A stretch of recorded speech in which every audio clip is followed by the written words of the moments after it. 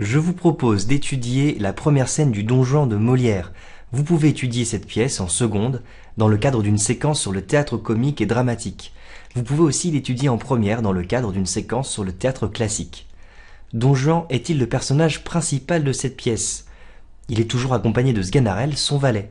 Sganarelle a une vraie profondeur psychologique, c'est un personnage ambivalent, à la fois naïf et plein de bon sens, maladroit et clairvoyant.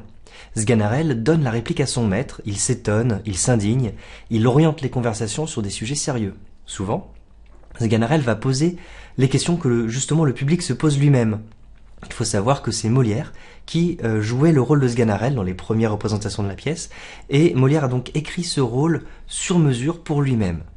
Sganarelle est présent dès le début de la pièce, avant même l'arrivée de son maître, et il est aussi présent à la toute fin de la pièce, après la disparition de Don Juan. Don Juan est le grand seigneur méchant homme. Libre penseur et athée, il ne respecte ni les valeurs de l'ancienne noblesse, ni même celles de la religion. Il n'hésite pas à mentir à tout le monde, à ses créanciers, à son père, aux femmes qu'il séduit. Don Juan est foudroyé à la fin de la pièce. C'est un véritable deus ex machina qui le punit de toutes ses fautes. Sganarelle va à la fin rester seul et il est malheureux de perdre son maître et surtout il est malheureux de ne pas avoir reçu ses gages. Dans la toute première scène de notre pièce, Don Juan est absent, c'est Sganarelle qui occupe le devant de la scène. Il fait l'éloge du tabac avant de s'adresser à Gusman, qui est lui le valet de Don Elvire. C'est donc une scène d'exposition qui est décalée et qui est retardée par un monologue qui nous fait comprendre la personnalité de Sganarelle. C'est aussi le dialogue entre deux valets qui représentent chacun les intérêts de leur maître. C'est donc une scène qui annonce la confrontation de Don Juan et de Don Elvire, Don Juan donc à travers Sganarelle et Don Elvire à travers Gusman. On entre dans le théâtre par une sorte de répétition théâtrale des valets qui présente à la fois toutes les informations attendues par le spectateur et cette dimension, la dimension comique de la pièce. Alors quelle est ma problématique? Comment, à travers cette tirade de Sganarelle et son dialogue avec Gusman, cette scène d'exposition annonce-t-elle dans les scènes à venir, une pièce à la fois comique et grave avec des réflexions sur le théâtre et sur la société. L'annonce de mon plan. D'abord, nous allons voir le comique de cette scène d'exposition qui retarde les échanges de paroles avec l'éloge paradoxal du tabac qui révèle bien la personnalité complexe de Sganarelle. Ensuite, nous verrons que le dialogue entre les deux valets prépare le spectateur au thème et aux scènes clés de la pièce. Et enfin, nous verrons que cette scène d'exposition est aussi un discours de Molière sur le théâtre, utilisant Sganarelle comme porte-parole à travers un éloge paradoxal qui a en plus un double sens, vous allez voir. Donc, on va maintenant lire le texte. Sganarelle tenant une tabatière. Quoi que puisse dire Aristote et toute la philosophie, il n'est rien d'égal au tabac. C'est la passion des honnêtes gens, et qui vit sans tabac n'est pas digne de vivre. Non seulement il réjouit et purge les cerveaux humains, mais encore il instruit les âmes à la vertu, et l'on apprend avec lui à devenir honnête homme. Ne voyez-vous pas bien, dès qu'on en prend, de quelle manière obligeante on en use avec tout le monde, et comment on est ravi d'en donner à droite et à gauche partout où l'on se trouve? On n'attend pas même qu'on en demande, et l'on court au-devant du souhait des gens, tant il est vrai que le tabac inspire des sentiments d'honneur et de vertu à tous ceux qui en prennent. Mais c'est assez de cette matière, reprenons un peu notre discours. Si bien donc, mon cher Gusman, que Don Elvire, ta maîtresse, surprise de notre départ, s'est mise en campagne après nous, et son cœur, que mon maître a su toucher trop fortement, n'a pu vivre, dis-tu, sans le venir chercher ici. Veux-tu qu'entre nous je te dise ma pensée? J'ai peur qu'elle ne soit mal payée de son amour, que son voyage en cette ville produise peu de fruits, et que vous eussiez autant gagné à nous bouger de là. Et la raison encore. Dis-moi, je te prie, Sganarelle, qui peut t'inspirer une peur d'un si mauvais augure? Ton maître t'a-t-il ouvert son cœur là-dessus, et t'a-t-il dit qu'il eut pour nous quelque froideur, qu'il est obligé à partir? Non pas, mais à vue de pays, je connais à peu près le train des choses, et sans qu'il m'ait encore rien dit, je gagerais presque que l'affaire va là. Je pourrais peut-être me tromper, mais enfin, sur de tels sujets, l'expérience m'a pu donner quelques lumières. Quoi? Ce départ si peu prévu serait une infidélité de Don Juan? Il pourrait faire cette injure au chaste feu de Don Elvire? Non, c'est qu'il est jeune encore, et il n'a pas le courage. Un homme de sa qualité ferait une action si lâche. Et oui, sa qualité, la raison en est belle, et c'est par là qu'il s'empêcherait des choses Mais les 5 nœuds du mariage le tiennent engagé. Eh, mon pauvre Guzman, mon ami, tu ne sais pas encore, crois-moi, quel homme est Don Juan. Première partie, une scène d'exposition décalée et en décalage. Et première sous-partie, mise en scène d'un éloge paradoxal. Sganarelle arrive sur scène avec un autre valet, Guzman. Mais c'est Sganarelle qui prend la parole, et il s'adresse sans doute uniquement au public, il le vous voit, ne voyez-vous pas? Il s'adressera ensuite à Guzman à la deuxième personne du singulier, Don Elvire, ta maîtresse. On a donc une véritable mise en scène suggérée par Molière dans les Didascalies notamment, tenant une tabatière. Sganarelle est tout de suite vu comme un bonimenteur, dont le discours est exagéré. Il n'est rien d'égal au tabac. Il emploie souvent des tournures superlatives comme ça. Qui vit sans tabac n'est pas digne de vivre. Sganarelle est excessif. Il occupe à lui tout seul tout l'espace de la scène, partout où l'on se trouve. Ou encore, on court au devant du souhait des gens. Donc tout ça, ça suggère une mise en scène très vive. C'est déroutant pour le spectateur. En plus, l'absurdité du sujet qui est imposé d'emblée, le tabac, et les gesticulations de Sganarelle vont donner une impression de folie. Pour cet éloge paradoxal du tabac, Molière emprunte à un modèle célèbre, l'éloge de la folie du philosophe humaniste Erasme. Voici un extrait qui me semble parlant. « Pourquoi suis-je venu aujourd'hui dans cet accoutrement insolite ? Vous allez le savoir si toutefois cela ne vous lasse pas de me prêter l'oreille, non pas bien sûr celle qui vous sert à écouter les prédicateurs sacrés, mais celle que vous avez coutume de dresser vers les charlatans de foire, les pitres et les bouffons. » Nous avons en effet dans la mise en scène suggérée par Molière un valet pitre et bouffon, en contraste avec son discours. On apprend avec le tabac à devenir honnête homme. Le terme « honnête homme » désigne à l'époque les nobles, or le costume de Sganarelle le désigne comme un valet. Selon les mises en scène, on a même un Sganarelle accoutré en bouffon ou en arlequin. Le spectateur reconnaît directement là un ressort fréquent du comique, la bouffonnerie du valet qui veut tenir des discours élevés sans y parvenir, et qui rêve peut-être d'apprendre à devenir honnête homme malgré sa basse extraction. Deuxième sous-partie. Le contraste entre trivial et registre élevé. Ce qui permet de construire l'éloge paradoxal, c'est la dimension burlesque du discours de Sganarelle. Il va parler de choses nobles et sérieuses d'une manière comique. Quoi que puisse dire Aristote et toute la philosophie, on retrouve l'humour burlesque tout de suite dans cette phrase. Un personnage habillé en valet, bariolé et maladroit, nous parle d'Aristote et se vante de connaître toute la philosophie. La fin de la proposition crée un effet de chute. Il n'est rien d'égal au tabac. Le spectateur mesure alors l'anachronisme, associé Aristote au tabac est un anachronisme, et l'écart thématique entre le début et la fin de la phrase. Aristote et toute la philosophie représentent ce qu'il y a de plus élevé, tandis que fumer se rapproche plutôt de manger et boire, des actions triviales. Et qui vit sans tabac n'est pas digne de vivre. On retrouve dans cette proposition un alexandrin caché dans la prose. Cela fait ressortir encore le même contraste, la forme est élevée, contrairement au fond. Il faut aussi remarquer que la première phrase commence avec une concession, quoi que puisse dire Aristote. Dans les 5 premiers mots, Sganarelle s'attaque tout de même là à l'argument d'autorité par excellence. De cette manière, ce personnage annonce son rôle dans la comédie. Il va maintenir la pièce dans le comique. Il fait surgir des sujets sérieux, il provoque des débats philosophiques, mais en même temps, il rectifie l'orientation du discours pour ne pas tomber dans le sérieux ou même dans le tragique. De même, lorsqu'il évoque l'amour de Don Elvire, qui constitue l'intrigue centrale de la pièce, il utilise un langage de négociant. J'ai peur qu'elle ne soit mal payée de son amour. Cela annonce d'ailleurs que lui-même ne sera pas payé pour ses services de valet à la toute fin de la pièce. Du monologue au dialogue. La tirade de Sganarelle crée un décalage avec le reste de la scène, qui est un dialogue avec Guzman, le valet de Don Elvire. Molière souligne le caractère excentré de cette première tirade, mais c'est assez de cette matière. Avec cette phrase de rupture, le spectateur comprend que l'exposition ne correspond pas exactement au début de la pièce. Reprenons un peu notre discours. Le spectateur reconnaît alors un début in medias res. Il arrive au milieu d'un dialogue, reprenons, qui a déjà commencé avant le début de la scène. Le présent de vérité générale utilisé par Sganarelle, il est vrai que le tabac inspire des sentiments d'honneur, fait alors place à d'autres temps. Le présent de narration, reprenons, le passé composé, son cœur n'a pu vivre, etc. Le sujet qu'aborde Guzman est d'ailleurs très préoccupant pour le pauvre serviteur, et il est obligé d'écouter Sganarelle pendant toute sa longue tirade. Le metteur en scène est obligé alors de se poser la question, quelle est l'attitude de Guzman pendant tout ce temps où il ne parle pas? Est-ce que il a l'air impatient? Peut-être qu'il s'intéresse au discours de Sganarelle, ou bien au contraire il s'ennuie et il ronge son frein. Il n'y a pas d'indication dans les didascalies. Transition vers la deuxième partie. Nous avons vu que le comique de cette scène d'exposition repose sur des décalages. Le discours de Sganarelle est burlesque et retarde le véritable commencement de la pièce, qui est le dialogue entre les deux valets. Deuxième grande partie, un dialogue qui prépare la suite de la pièce. Et première sous-partie, dialogue entre valets qui représentent leur maître. En ce début de pièce, les maîtres sont absents physiquement, mais ils sont représentés par leurs valets. Sganarelle dit « Cher Guzman ». Ils se connaissent donc déjà. Guzman aussi interpelle Sganarelle. « Dis-moi, je te prie, Sganarelle ».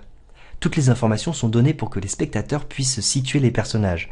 Don Elvire, ta maîtresse, d'un côté, et mon maître, de l'autre. Les paroles de Don Elvire sont rapportées indirectement. Son cœur n'a pu vivre, dis-tu, sans le venir chercher ici. Guzman s'inclut dans les paroles de sa maîtresse en utilisant le pronom « nous ». T'a-t-il dit qu'il eut pour nous quelque froideur qu'il est obligé à partir? La relation entre Don Elvire et Don Juan est ainsi exposée dans le dialogue des valets. Le spectateur apprend tout le déroulement de l'histoire qui précède le début de la pièce. Mon maître a su toucher trop fortement. Cette phrase rappelle que Don Juan a séduit Don Elvire. Guzman révèle une information importante. Les saints nœuds du mariage le tiennent engagé. Don Juan n'a pas seulement fait des promesses à Don Elvire, il l'a épousée, puis il est parti. Guzman et Don Elvire ne peuvent pas comprendre. Ils pensent que quelque chose l'a obligé à partir. Ils lui donnent une excuse, ils font l'hypothèse d'une excuse. La pièce débute donc à un moment critique. Ce qui s'est passé juste avant le début annonce et précipite ce qui va se passer juste après. Deuxième sous-partie, un dialogue qui prépare les scènes à venir. Le déséquilibre de parole entre les deux valets représente justement le déséquilibre dans la relation entre Don Juan et Don Elvire. Guzman ne parle qu'avec des questions. « Et la raison encore ?» ou encore « Ton maître t'a-t-il ouvert son cœur ?» et « t'a-t-il dit ?» etc. La seule phrase affirmative qu'il oppose à Sganarelle, c'est celle du mariage, phrase qu'il commence avec le lien logique d'opposition. Mais les saints nœuds du mariage le tiennent engagé. Au contraire, Sganarelle n'a aucune information de la part de son maître, sans qu'il m'ait encore rien dit. Il se contente de faire des conjectures, d'essayer de deviner, à vue de pays. Ces à peu près trahissent son ignorance. C'est ce qu'on appelle un discours modalisé. Je connais à peu près le train où vont les choses. Les termes employés par Sganarelle sont vagues. Le train des choses. De tels sujets. Lorsqu'il répond à Guzman, ces phrases ne sont pas complètes. Il n'a pas le courage. Ou encore l'étrange proposition « l'affaire va là ». L'adverbe de lieu, là, ne représente pas un lieu, mais plutôt une absence. Ce dialogue annonce que la pièce sera rythmée par une logique de poursuite et de fuite. Il est frappant de voir d'ailleurs, quand on regarde toute la pièce, qu'il n'y a aucune unité de lieu d'une scène à l'autre. Le décor change constamment. Don Elvire s'est mise en campagne après nous. Eh bien ça, c'est redoublé par « son cœur n'a pu vivre sans venir le chercher ici », la poursuite. L'échec final de cette poursuite est inscrit dans les subjonctifs. J'ai peur que son voyage en cette ville produise peu de fruits, puis que vous eussiez autant gagné, etc. C'est en plus ici un euphémisme qui atténue la réalité de la rupture, déjà indiscutable pour Don Juan. Ce discours préfigure la scène de confrontation entre Don Juan et Don Elvire. En effet, Don Juan ne voudra pas s'adresser directement à elle. Il demandera à son valet de le faire à sa place. Voici Sganarelle qui sait pourquoi je suis parti. Puis dans un second temps, il utilisera les mêmes tournures fuyantes. Je ne vous dirai point que je suis toujours dans les mêmes sentiments pour vous et que je brûle de vous rejoindre. Troisième sous-partie, un centrage progressif sur le personnage de Don Juan. On comprend alors que le centre de la pièce est bien le personnage de Don Juan, son inconstance et surtout son détachement à l'égard des valeurs. À travers le discours du valet, nous avons un aperçu du personnage. Sganarelle, qui connaît bien son maître, se base sur le passé pour deviner l'avenir. Sur de tels sujets, l'expérience m'a pu donner quelques lumières. C'est donc une situation habituelle. Oui, mais sauf que cette fois, l'infidélité de Don Juan est plus grave et ne pourra pas rester sans conséquence pour deux raisons. D'une part, parce qu'il a effectivement épousé Don Elvire, et d'autre part, parce que Don Elvire fait partie d'une haute noblesse pour laquelle les valeurs traditionnelles de l'honneur et du sacré ne sont pas remises en question. C'est pourquoi Guzman est aussi étonné. Quoi? Il pourrait faire cette injure? Le conditionnel montre à quel point il reste incrédule. Un homme de sa qualité ferait une action si lâche? Pour Guzman, c'est inconcevable. Pour l'ancienne noblesse, représentée par les frères de Don Elvire, qu'on verra par la suite, les règles de l'honneur sont inflexibles et le mariage religieux est un sacrement. C'est ce que rappelle Guzman avec les saints nœuds du mariage. Don Juan, libertin et athée, est en rupture totale avec ces valeurs qui assuraient jusque-là la continuité d'une génération à l'autre. Tout cela annonce à la fois la dispute avec son père et la confrontation à mort avec les frères de Don Elvire. On voit que le personnage de Don Juan est le nœud de la pièce, ce qui pose problème. C'est sur cette interrogation indirecte que se termine notre passage. « Eh mon pauvre Guzman, tu ne sais pas encore quel homme est Don Juan. » Cette phrase, adressée à Guzman donc, est en fait aussi adressée au spectateur qui, lui, attend désormais de voir le personnage de Don Juan arriver sur scène. Transition vers la troisième partie. Nous venons de voir que le dialogue des valets annonce la suite de la pièce. Mais cette scène d'exposition va plus loin qu'une simple préparation de l'intrigue. C'est aussi un discours sur le théâtre, un discours qui présente le point de vue de Molière lui-même. Donc troisième grande partie, une scène d'exposition qui parle de théâtre. Et première sous-partie, Sganarelle, acteur, imite Don Juan.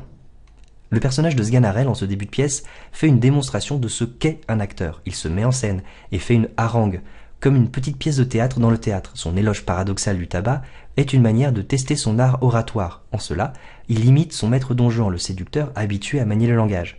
Sganarelle utilise des figures rhétoriques. Non seulement il réjouit et purge les cerveaux, mais encore il instruit les âmes à la vertu.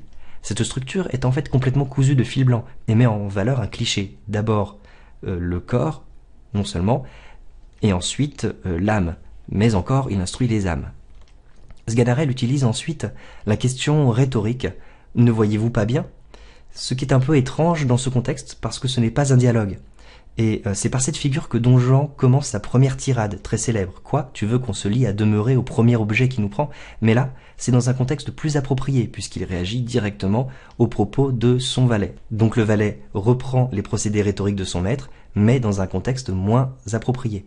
Les phrases de Sganarelle sont longues, il essaye de faire ce qu'on appelle des périodes, une démonstration avec des phrases complexes. Mais son style est accidenté et maladroit, avec une ponctuation heurtée et une accumulation de pronoms personnels imprécis. On n'attend pas même qu'on en demande et l'on court au-devant du souhait des gens. L'imitation de Sganarelle est ambivalente, c'est la passion des honnêtes gens. Son goût pour le tabac se calque, peut-être là sur la passion des femmes de Don Juan, mais elle se veut plus honnête. En cela, le valet se démarque de son maître, on court au-devant du souhait des gens. Sganarelle défend des valeurs de partage, contrairement à Don Juan qui, lui, agit en suivant seulement son plaisir.